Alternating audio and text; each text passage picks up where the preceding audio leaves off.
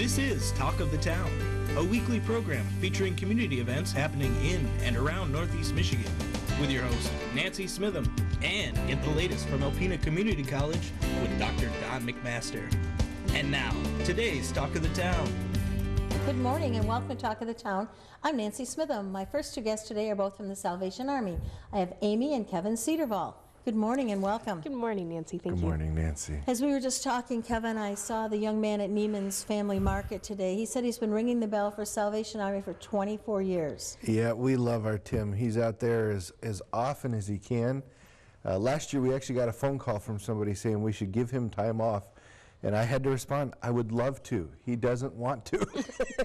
He loves ringing, and we just he's an amazing fixture of Christmas. It just and he is. He truly every is. Christmas. And you know, I said, wow. He goes, I love this. He said, I would never miss it. I love this. Oh, he's one of our first bell ringers to sign up every year, and he just looks forward to it all year. So we are very glad to have Tim out there doing as much as he can, and it's just a fixture of our Christmas here in town. Everyone knows him as the little guy at Neiman's. Yes. So how are things shaping up for this year? They're doing pretty good. You know, it's early yet to tell. One of the things that we're noticing is we're seeing a downward trend on our mail appeal. And we're not getting concerned yet, but if it stays that way, then we might have a concern. We talked about the fact that kind of a new ordinance from our headquarters is that everything has to go through a P.O. box. And it's changed, so we're afraid people are afraid of that. And it still stays local, you know, it still goes through our office, but that's just kind of how they want it processed now, is through that P.O. box, just so there's not a bunch of checks and cash sitting in a mailbox or, you know, whatever else they want it. They want it a little more secure. So That we're makes hoping sense, that, but I do understand how people would be questioning that. and that's why that's the first thing we thought of is maybe they're questioning, but you know, it's like I said, it's still kind of early in the process, but we're kind of watching, and we thought, you know, we want to make sure we assure everybody that the money still stays in Alpena and it stays here to help our neighbors. So. And that's year round. And all the money that we raise here in Alpena County stays in Alpena County through our store, through our kettles, through any mailings we sell out. All the money stays local for local services. And how do you think things are looking economy-wise this year? I think it looks pretty good. Okay. We finished our sign-ups for our Christmas assistance. Okay. We do have, well, at this time we have one more day, but by the time we air, we'll be done. But we're down in numbers a little bit. Okay. Which, you know, some people get concerned about. I find that is a good thing. Oh, yes. Because it's not that we haven't gotten the word out. It's not that we've, you know, shortened our time that we take the applications. So I look at that as a good thing. And a lot of people who are looking for help aren't as desperate, I guess. You know, so I think we're hitting a point in time, especially in Alpena, where there's a little bit of a breather. That being said, there's always people in need. There's always, you know, we're at a point right now where we see a lot of people can be employed, but they're underemployed. Right. You know, they're working hard. It's hard to support a family on minimum wage. Yep, they're doing minimum wage. They're maybe doing part-time. They're not getting medical benefits. Right. You know, so we see people still struggling, but we're seeing a lot of people who are able to take some more steps to helping themselves as well. And we're kind of that safety net where, unfortunately, when you've had a long time where you don't have any money, you don't have a savings. One thing is, you know, you're one bill away from. But for the grace of God go I. Mm-hmm. Yes, and you know, Kevin, I remember a couple of years ago, or maybe 3 years ago, when the people who were normally your donors were the people that were saying, you know, I'm so embarrassed, but I need help for my family this year. And first of all, please don't be embarrassed. That's exactly what Salvation Army does. That's exactly why we're there. We want to be there when people need help. And our goal is to help people get a step up and to get to where they don't need help. We love those cases where the person has never needed help and they need this one-time help to get going and get back on their feet. It just, those stories make us feel really good when we're able to help those people and they can, you know, recover from a temporary situation. It makes us feel good that we're there to help when things turn bad. So where are the bell ringing locations going to be this year? Basically the exact same as, Okay. the last few years. We didn't lose or gain any, Okay. but we're enjoying some really good locations. Walmart always starts after Thanksgiving. That's kind of a nationwide one. Yes. But most of our stores have a bell ringer outside. Purchase will start by Yeah. next week. Okay. Vietnam vets were there collecting, and so Okay. we just held off on starting there. Okay. So, but that'll start by Monday for sure, I think. Okay. And so you probably still need bell ringers. Always need always bell a huge ringers. one. We're always looking for volunteer bell ringers. One thing that is a blessing and a curse with the economy rising and the wages rising is when we pay bell ringers, we Right. have to pay more. Right. And so, we have a good supply of paid ringers, but we are looking for as many volunteers as possible, because when you have to pay what works out to be about $10 an hour, once you pay all the government part and Right. everything else, that's a big chunk that we're losing to be able to use for services here. So we're always looking for volunteers to help alleviate that. And last year we started a kettle sponsorship. So businesses could sponsor, and I did not think to look up the amounts, but I know it was like $100 for a weekend. And we put a sign up saying this kettle was sponsored by Perfect. whatever. And that kind of helps us when we have to pay for bell ringers. They kind of underwrite that cost of the travel to get the kettles out there and pick the kettles up, and then if we have to pay a ringer to be there.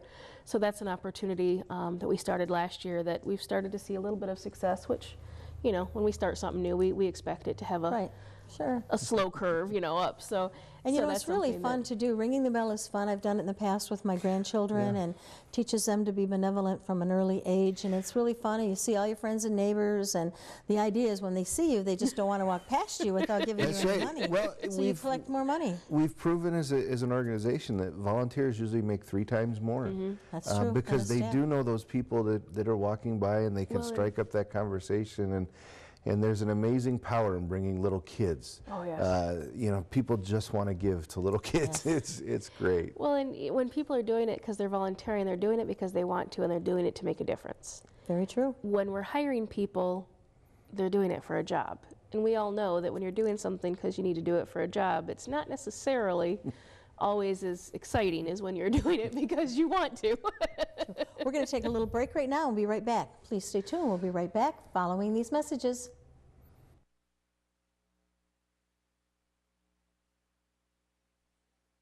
Hi, I'm back with Amy and Kevin Cedarval from Salvation Army. So Kevin, before we run out of time here, I want to jump in. You have a wonderful holiday distribution that you do. Give me some dates and times about We are that. looking forward to all the busyness, if we can make it. The first one this year, we want to help promote the Stuff the Blue Goose. Okay. That happens on December 8th. And we actually do benefit from that. So The state police we're put it looking on. Yes. forward to that every year. We work with Ashley Simpson, and it just is an amazing event. It's great to see all those state troopers out there with all the lights on and everything. It can blind you at times. Yes. But we look forward to that. The next one is probably everybody's favorite. It's our food packing day, and that's Yes. December 13th. And that's the day where we come in and we sort all the canned goods that have been donated, and we get ready for the actual boxes that go out to families for Christmas. And this year, we also put in a couple extra events. The second one is the 17th and the 18th. We have our toy shop set up. We had a That's bunch fun, of too. people ask about that. That's personally my favorite day because it's when I get to play with toys. Yes. You got to test them? We got to bring them out. and Yeah. my family hates it because I know every loud, annoying toy on the planet. So that's the ones I get for my niece and nephews when I go out to buy Christmas gifts. But that's just a fun day. You get to play with toys and set up the toy shop. And the last one is December 19th, and that's the actual day that families come and we do our distribution. And that is just an amazing time every year. And We that- have volunteers that come from all over, And it's just a great day to see people getting really in that Christmas spirit. We have, yeah, the volunteers will help escort each family through and help them kind of navigate the way that we have it set up, because, you know, our building's not huge, but we utilize every space, and, you know, they get a chance to go get outerwear, like hats, coats, or not hats and mittens and scarves and gloves, that type of thing. We do have some coats, but that's not a guarantee by any stretch. We only have some. But then they also have a clothing area where they can pick some clothing items if we have the right sizes, and shoes, if we have those. And then they go into we get books from the Friends of the Library, do a blizzard of books for us every year, which is amazing. We love to be able to provide books, and they put ribbons around them for age appropriate, you know, so we can so we know what ages, and we get those, so they get to get the books, and then they go through and get to pick toys for their kids. And the last couple years we've had the Quilters Guilds making pillowcases for us, which was great. And they would man a table to give out pillowcases, and you know, anything else like that comes along. And then we usually have the Gideons there to provide the New Testament if people are interested. You know, they don't have to take it, but we definitely want to give that opportunity if they need. And then, you know, we give them the box of the non-perishables, and then we have the meat that they get as well. And then sometimes we have extras. Was it 2 years ago, we got a couple pallets of crackers from last minute. Anyway, so we had, you know, on your way out, grab some crackers. But I mean, you know, so we try to do everything we can to, you know, make it a relatively smooth, but it's our volunteers that help us do that. Oh, yes. Because they can help guide them through, and it's just a great day. And you know, it's that time to see the excitement in the parents, and the relief sometimes even to just know that they know that they've got something for their kid. They don't have to worry about it. They've got their meal. They've got, you know, and it's just a great time to and this is all made possible by the donations from our community. Yeah, absolutely. It's amazing. I mean, we have donors who have given year after year after year. One of the things we didn't mention was we get potatoes from Posen. Yes. For the last several years. And it's amazing to see some of these families will leave with 3 or 4 bags of stuff, and they've got volunteers carrying it all out to their car. And it's all because of this great community. And you know, when amazing. you're on a limited budget, you know, potatoes might not be something you can afford. Fresh fruit and fresh vegetables, or something, you know, you're going to go for canned goods, or you're going to go for the mac and cheeses and the things that are cheaper and easier. So it's so wonderful to have those items included. It's just an amazing gift. It is. So if someone's interested in becoming a bell ringer, what do they do?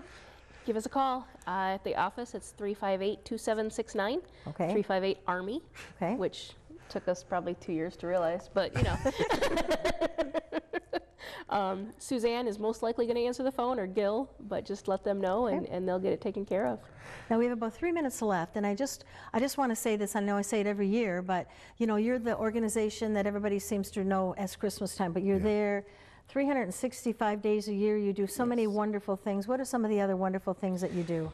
One of our favorite programs is our Utilities Assistance Program. It's going through some major changes this year, but we are still available to help people with navigating all that. Yeah, the whole process has been changed, and so we became an access site, which not every agency did. We took a kind of an extra step. And it's been very helpful for people because it's all computer-based now. Oh, and very so good. Sitting down with people and helping them figure that whole process out is taking a lot longer than normal. I bet. But that's an amazing program. Our food pantry is available. Emergency Disaster constantly. Services is one that doesn't get seen a lot, but is very close to my heart. I've served on national disasters and what have you, but we have a team that mans our canteen here in our mobile feeding unit here in Alpena, that goes out to many fires and search and rescue or anything like that. That if it's going to be a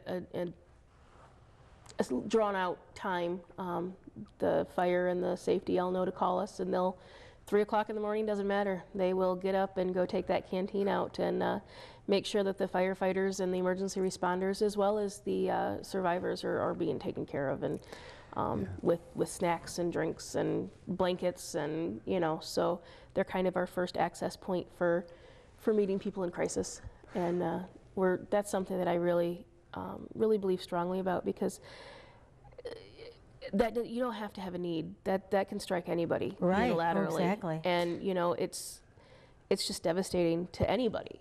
And so we talk often in the Salvation Army about it's a ministry of presence. And it's just one of those times where we're happy to be able to come alongside and in some of your darkest hours and have people that can just say, here, have a cup of coffee, have a blanket, and here's a phone number to help you once you move on to the next step, And it amazes me, even, we're a small little town, and yet we have the busiest team in the whole eastern side of Michigan. Yes. We have such a great relationship with the police and the fire, and when they need us, they call.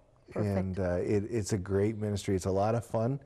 I don't get to do it enough because our team actually, we have a great team. they just do it. Joe and Joyce Dembski are like, they head it up, and is their passion, yeah. and they pretty much, the only time we get a call from the police or the fire is if they're on vacation and they've notified them to call us instead.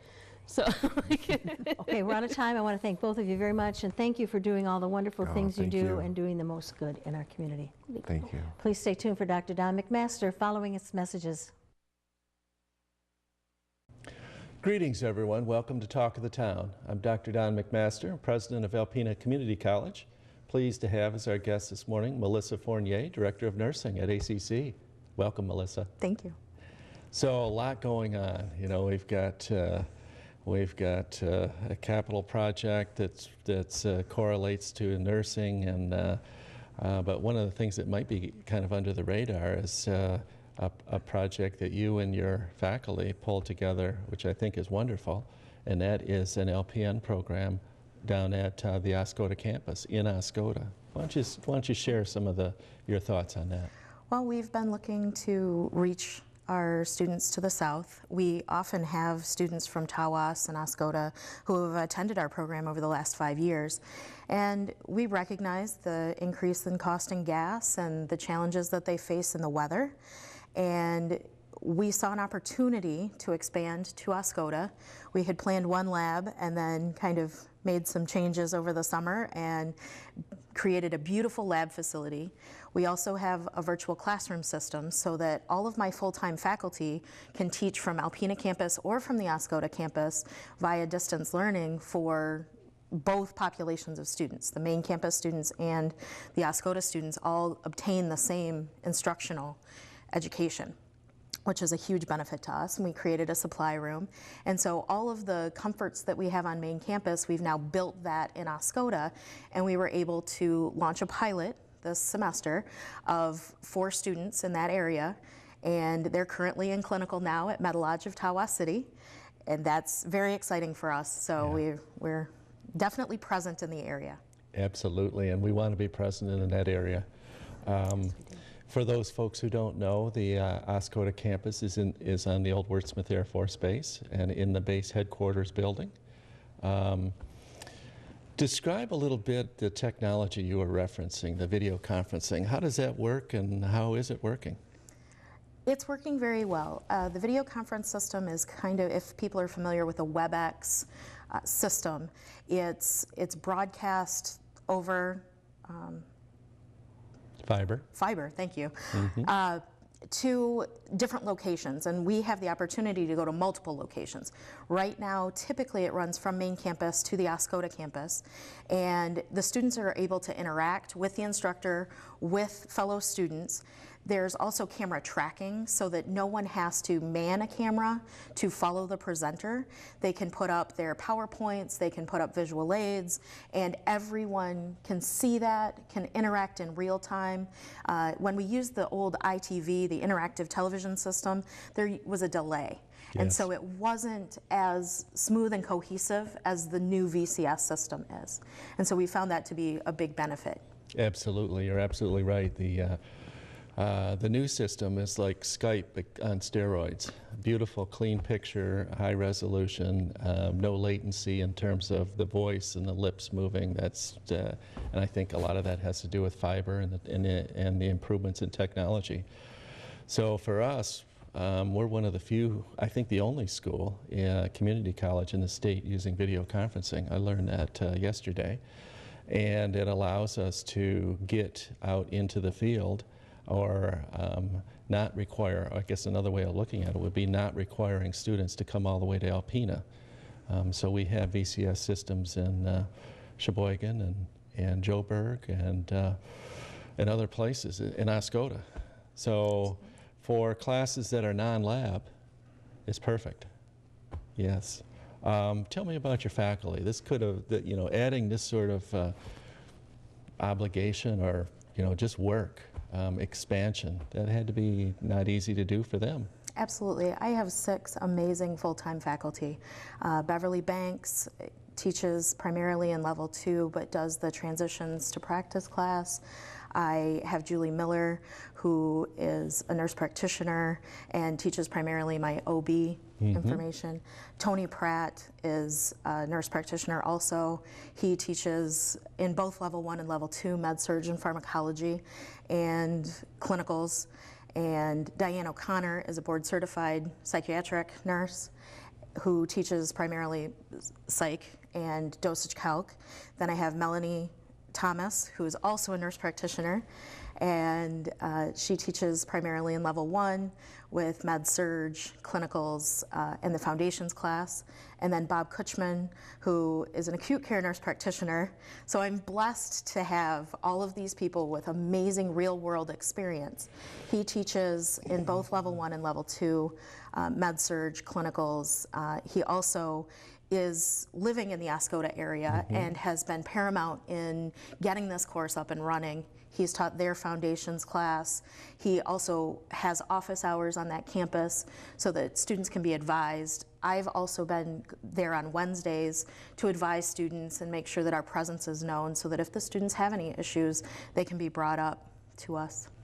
It's a wonderful team you have, and it covers professionally many of the areas of nursing that are required. Just for non-nursing folks, when you say level 1, that's LPN, correct? That's correct. So that would be a 1-year credential, 2 semesters plus with clinical experience? Yes. And that would qualify the graduates to work in kind of what hospitals?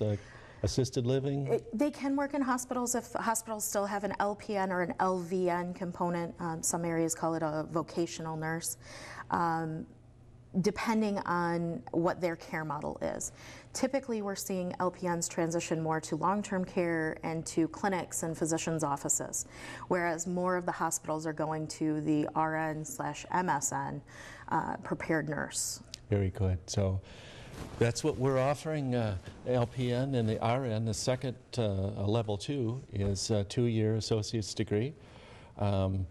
Yeah, I just can't let you get away. We got about 30 seconds left. Your NCLEX scores, the board scores of our students, the most recent round was great. Absolutely, 100% on both sides, and has been for a little while now, so we're very happy about that, and we plan to continue that. Well, congratulations, Melissa. Thanks for your efforts down at Oscoda. I think that's a wonderful benefit for that part of our campus and for the people who live down there and for healthcare.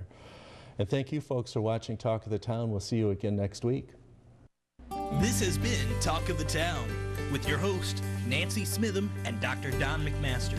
For a list of community events taking place in Northeast Michigan, please visit our website at wbkb11.com and click on our community link. This has been a Thunder Bay Broadcasting Corporation production.